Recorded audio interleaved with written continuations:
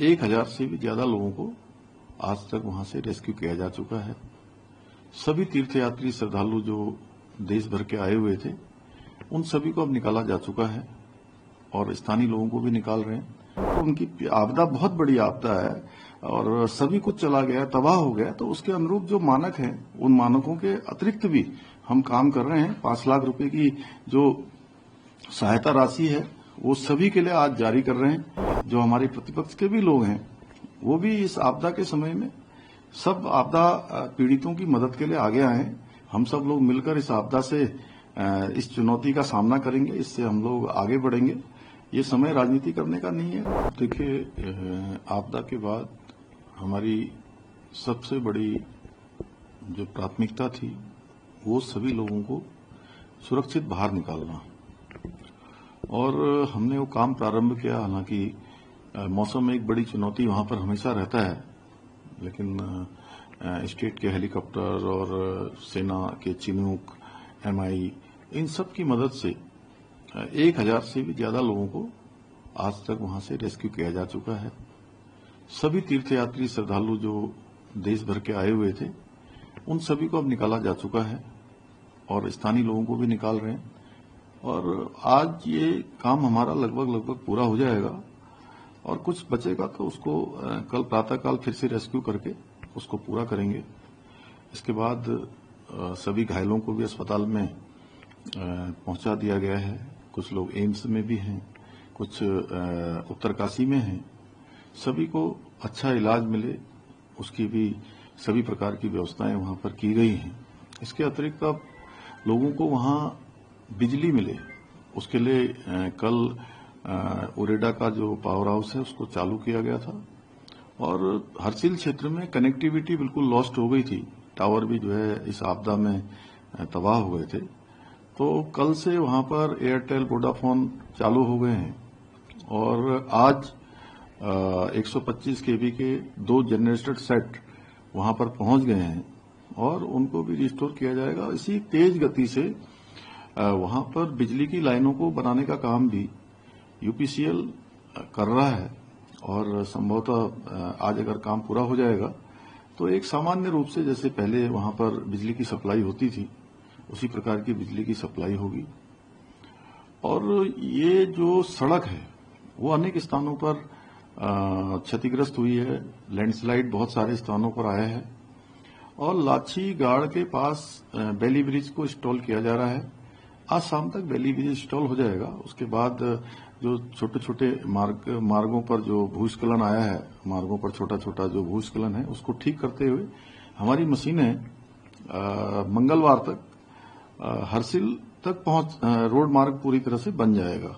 और वहां बनने के बाद फिर तेजी से काम होगा, क्योंकि लगभग 200-250 मीटर जो हरसिल और धराली के बीच का मार्ग है वो पूरी तरह से अभी जलमग्न है। वहां पर तालाब जैसा बन गया है और फिर मशीनें पहुंचेंगी तो उस तालाब को भी चैनलाइजेशन किया जाएगा, जिससे कि वो तालाब से पानी निकले और पानी अपने नॉर्मल तरीके से आगे बहाव की ओर जाएगा। तो वो स्थान खाली हो जाएगा जहां पर हमारा हेलीपैड था, वो भी पूरा 8-10 फीट उसमें भी पानी भरा हुआ है। और फिर हमारा धराली तक ये संपर्क मार्ग बन जाएगा। तो वहां पर अन्य जो राहत के काम है, बड़ी मशीनें जानी है, जेसीबी जानी है, इसमें पोकलैंडें जानी है, वो आसानी से जा पाएंगी। और इस काम को हम प्राथमिकता से कर रहे हैं। इसके अतिरिक्त लोगों का पुनर्वास करना, लोगों को सहायता करना, लोगों के लिए वहां पर राशन इत्यादि की व्यवस्था करना। हमने तय किया है कि जो भी प्रभावित परिवार हैं उनको अगले 6 माह का राशन जो है हम उपलब्ध कराएंगे। इसके अतिरिक्त जो कल एक आपदा राहत की जो राशि होती है मानकों की, वो देने का काम वहां पर प्रशासन ने किया। हालांकि कुछ लोगों ने इसको भी अनावश्यक रूप से इशू बनाने का प्रयास किया है। इस समय इशू बनाने का नहीं है। हम सभी को चूंकि संपूर्ण प्रकार की जो सहायता होती है वो सहायता उपलब्ध कराएंगे। ये हमारा संकल्प है और हम लोगों का वो गांव फिर से आए। और उनकी आपदा बहुत बड़ी आपदा है और सभी कुछ चला गया, तबाह हो गया। तो उसके अनुरूप जो मानक हैं उन मानकों के अतिरिक्त भी हम काम कर रहे हैं। 5 लाख रुपए की जो सहायता राशि है वो सभी के लिए आज जारी कर रहे हैं। और उसके अतिरिक्त सचिव राजस्व की अध्यक्षता में 3 सदस्यीय कमेटी बनाई जा रही है। एक कमेटी बनाएगी, वो सब प्रकार का आकलन करेगी और आकलन करने के बाद वो जितने भी हमारे पीड़ित लोग हैं, उन पीड़ित परिवारों का पुनर्वास कैसे होगा, विस्थापन कैसे होगा, कितनी हानि हुई है, कितना जो हमारे फल है वहां पर बहुत बड़ा काम जो है सेब का भी था, वो भी बहुत नुकसान हुआ है। उसको भी जो है हम लोग हर प्रकार से सहायता करेंगे। लोगों के होटल थे, होम स्टे थे, मकान थे, वो पूरी तरह से तबाह हो गए हैं। तो उसके अनुरूप हमारा पूरी तरह से है कि सभी आपदाओं में जिस प्रकार से एक पैकेज दिया जाता है, वो पैकेज भी हम देंगे और इसके लिए समिति का गठन कर दिया गया है। उसके बाद ये सब काम होगा। अभी फिलहाल कपड़े, राशन और दूध, बच्चों के लिए दवाइयां और जितने प्रकार की भी जो आवश्यकताएं हैं वो सभी हम जो है वहां पहुंचा रहे हैं। पर्याप्त मात्रा में राशन पहुंच गया है।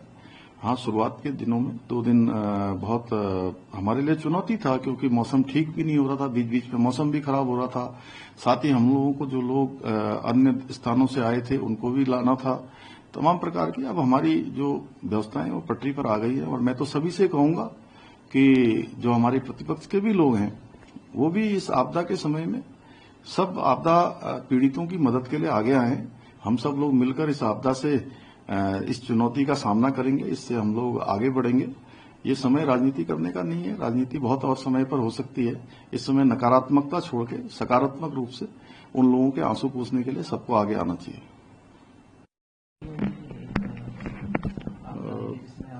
देखिए, इस आपदा में जहां धराली में जिस प्रकार से तबाही हुई, उसके अतिरिक्त प्रदेश के अनेक अनेक स्थानों पर भी भारी तबाही इस आपदा में हुई। बादल फटने से, लैंडस्लाइड से, भूस्खलन और भारी बारिश से।